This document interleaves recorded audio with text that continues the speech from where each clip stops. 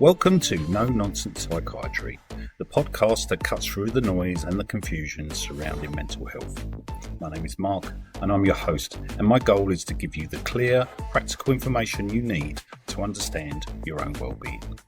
No jargon, no fluff, just honest, helpful tools to help you on your journey. Let's dive in. No nonsense. Welcome back to No Nonsense Psychiatry, the podcast dedicated to giving you actionable tools for a stronger and more resilient mind. I'm your host and my name is Mark. This is the 101 episode of No Nonsense Psychiatry, and today we're going to be talking about criticizing me and I just get better. So today we're tackling one of those most painful yet profitable experiences in human life, and that's receiving criticism. We've all been there, right? The moment a comment, a review, or the manager's feedback hits you, and your immediate psychological reaction is defense, shame, or the urge to quit. It hurts, it feels personal, but what if that sting was the moment of that moment of rejection that was actually the fuel for your greatest success? Think about the time the future greatest basketball player of all time, Michael Jordan, was at high school as a sophomore. He wasn't celebrated. He was cut from the varsity team. That profound public rejection wasn't a clear ender. It became the legendary fire beneath his work ethic, forging the resilience that defined his career. Jordan internalized the drive to improve and externalized the judgment on his worth. In this episode, we're going beyond just taking criticism well. We're going to show you how successful process feedback to create direct, measurable, positive benefits for your mental health. You'll learn how criticism accelerates growth by giving you free consulting for your blind spots, leading to a surge in competence and self-efficacy. The critical skill of separating your self-worth from your work, making you mentally tougher and dramatically reducing emotional reactivity. And finally, we'll break down 3 proven, repeatable strategies, the separate and filter, the data collection and action plan, and the external validation shift that transforms anxiety into agency. If you're ready to convert pain into power and the defensive feelings are focused on self-improvement, then let's get into no-nonsense psychiatry. Michael Jordan, the cut that fueled relentless dedication. So the criticism, as a sophomore in high school, Michael Jordan was famously cut from the varsity basketball team because his coach thought he was too short and less skilled than the others. And this was a profound public rejection of his core passion. The positive outcome was that criticism didn't crush him. It became the fuel for his legendary work ethic. And Jordan later stated that the one sting of being cut drove him into practicing obsessively.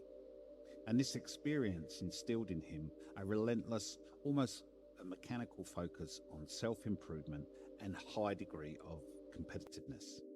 And his resilience, honed by the initial failure, is credited as the defining characteristic that made him the greatest basketball player of all time. In all these cases, the historical figures internalize the drive to improve, but externalize the judgment on their self-worth, converting a negative event into a focused, positive, and growth-orientated mental state. That's a very, very helpful classification.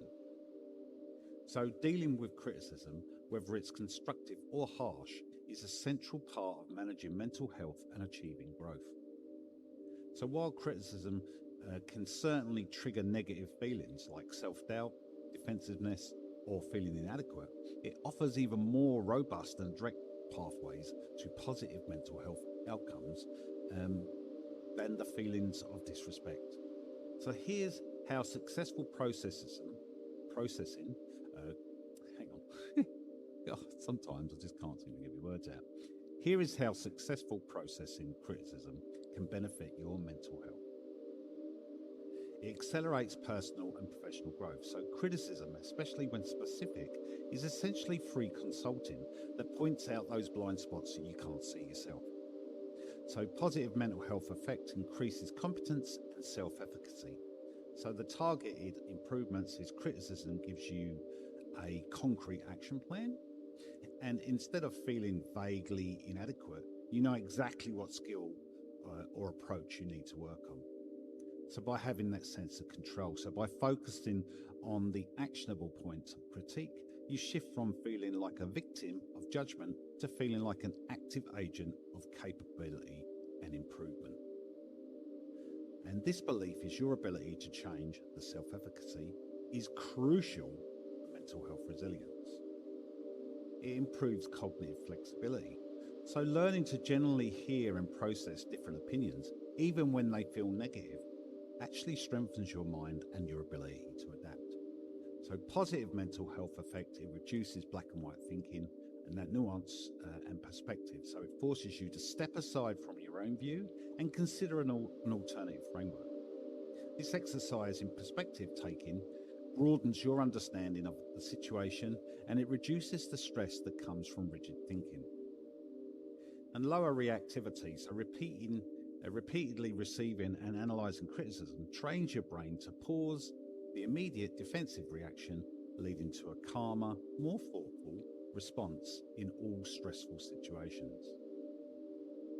Builds mental toughness and resilience, so successfully integrating criticism without letting it derail your self-worth is a cornerstone of emotional intelligence.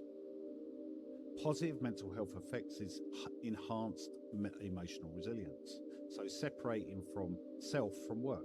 So learning to see the critique as being about the task, performance or behavior, the external, and not your inherent value as a person, the internal, is a massive mental health victory, which leads to faster recovery. You learn that receiving negative feedback is survivable and offers beneficial, speeding up your recovery time from future setbacks. It fosters deeper connection when you handle it well. Okay, so constructive criticism is often delivered out of care or desire for a team or project to succeed. So the positive mental health effect is that you trust and have stronger collaboration. Vulnerability, so responding to criticism without curiosity. Can you tell me more about what you saw?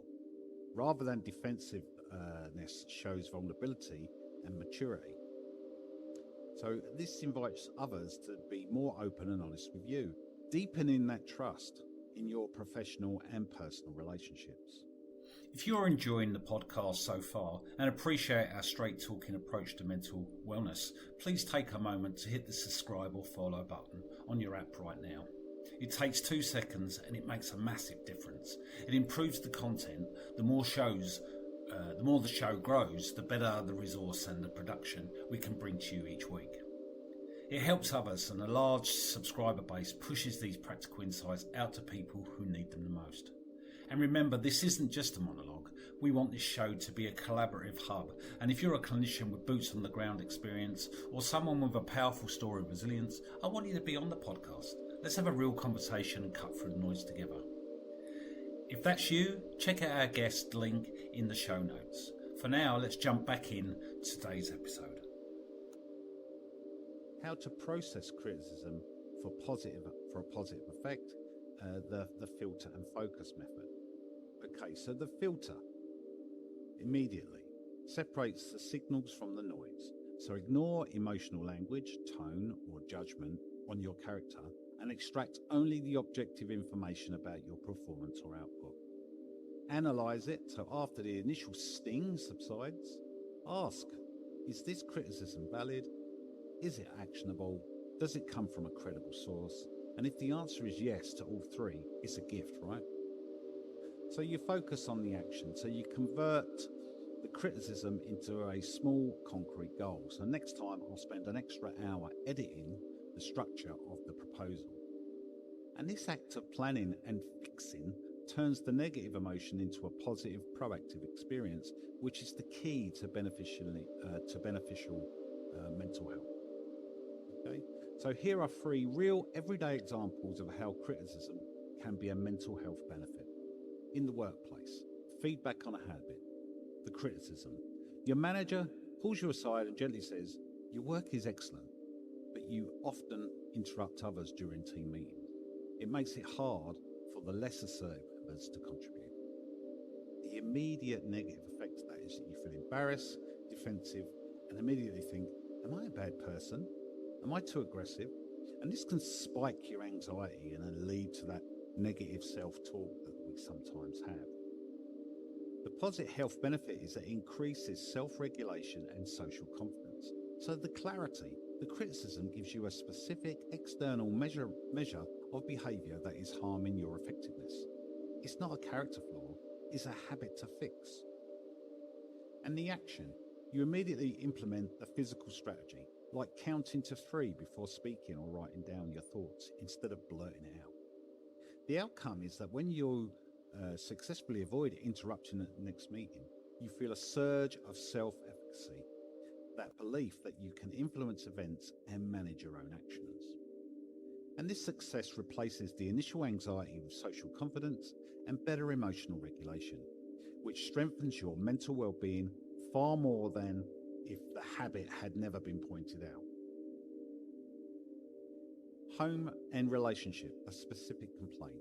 The criticism is that your partner says, "When you leave dirty dishes next to the sink instead of putting them in the dishwasher, it makes me feel like I'm the only one responsible for the chores." That immediate negative mental effect is that you feel attacked, misunderstood, and might defensively think, "It's only one dish. Why are they making such a big deal out of this?" And this can lead to resentment and withdrawal. The positive mental health benefit, reducing stress and deepened connection, so the reframing. So you use separation anxiety, strategy 1. You realize that criticism is that you're not a bad person. Yeah, you realize that criticism is not, you are not a bad person, but this specific behavior causes me pain.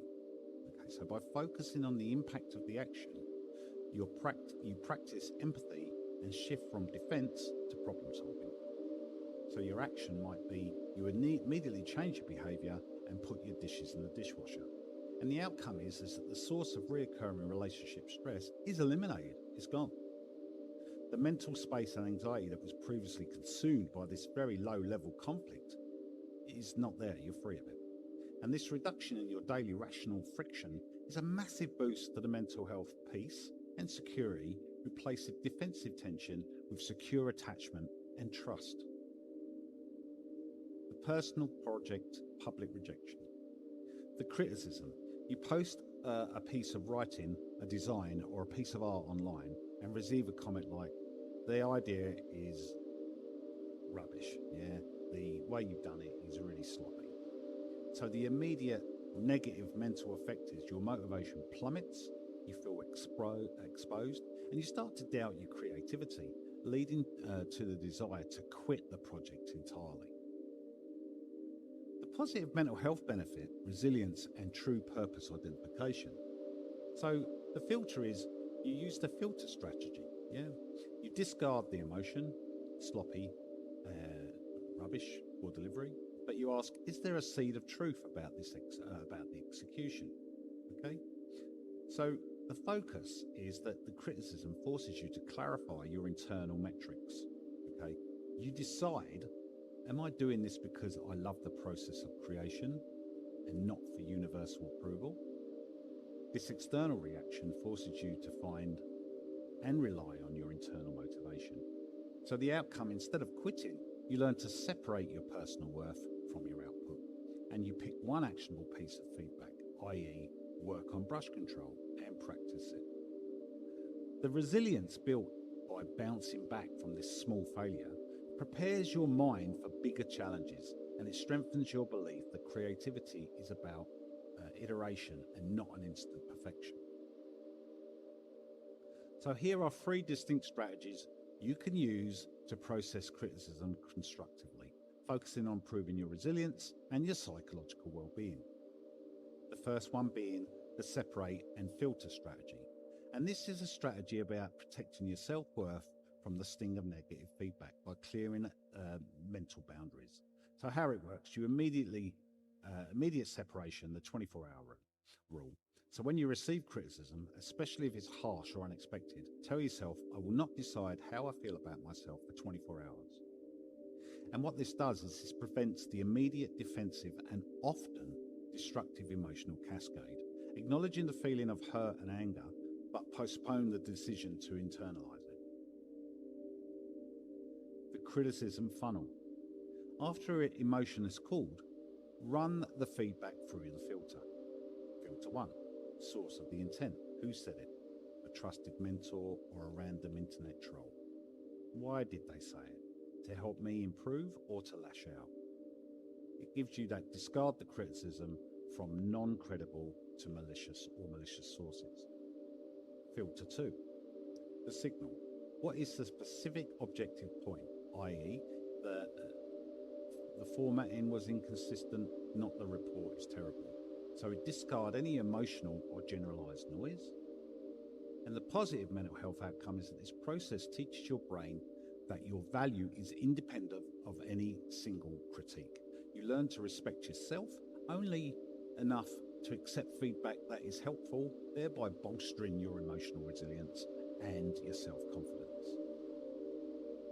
The data collection and action plan strategy. And this shifts your identity from the criticized to the problem solver. So how does it work? You treat it as data. You write down the specific actionable criticism on one sided piece of paper or digital note. You frame the heading as data points for improvement, not my feeling. So you convert to action. So on the opposite side, immediately transfer each data point into a small, measurable and achievable action step or new habit. Example, okay? So my presentation slides were too text heavy. Action step. Next presentation, I will limit each slide to a maximum of 6 bullet points and 50 words. Focus forward. Your mental energy is now focused on executing your actionable step, not ruminating on the feeling of being criticized. By successfully completing the action, you validate your competence and gain control over the situation. And the positive outcome to this is that the strategy combats anxiety and rumination that follows criticism. By creating a plan, you replace the paralyzing feeling of inadequacy with the empowering feeling of agency, the ability to act and create change. And the external validation shift strategy. This strategy is about conditioning your mental health to rely on internal standards rather than approval from others. So how it works is that you define your own metrics. Before you start in the task, you clearly define what success looks like to you, and these are your internal matrix, okay, or metrics, i.e., did I put in my best effort, or did I use the new software feature I wanted to practice? After receiving the external criticism, pause and review your internal metrics first. Ask yourself, regardless of what X said, did I meet my own standard of effort, focus, and learning? If the external criticism aligns with your goal on your action plan, use it. It conflicts with your internal standards or goals, you can thank the person and file the feedback away and choose not to act on it. The positive mental outcome is that this is the ultimate defense against mental health toll of criticism. By giving you priority to your own effort and standards, you become self-validated and you reduce your emotional dependency on external approval, leading to greater stability, confidence, and peace of mind. Wow. And that brings us to the end of our episode 101. We've dissected the sting of criticism and, more importantly, learned how to re-engineer the pain into psychological strength. Remember the lessons from Michael Jordan. The deepest rejections can become the most relentless fuel for success, providing you maintain your focus on improvement rather than internalizing the judgment. If you take only 3 things away from this episode, let it be the core strategies. Separate and filter. Protect your self-worth by discarding the emotional noise and extracting only the objective, actionable signal. The data and action immediately convert every single critique into a concrete, measurable, actionable step, replacing paralysis with agency. And validate yourself. Anchor your confidence to your own effort and metrics, reducing your emotional dependence on some external approval. By doing this, you're not just surviving criticism, you're actually using it as a direct pathway to enhance competence, resilience, and better mental health. Thank you for tuning in to No Nonsense Psychiatry. If this episode has helped you reframe a difficult piece of feedback, please share it with a friend who might need a psychological edge. Until next time, keep refining your focus, keep building your resilience, and remember, the only critique that matters is the one that you convert into growth.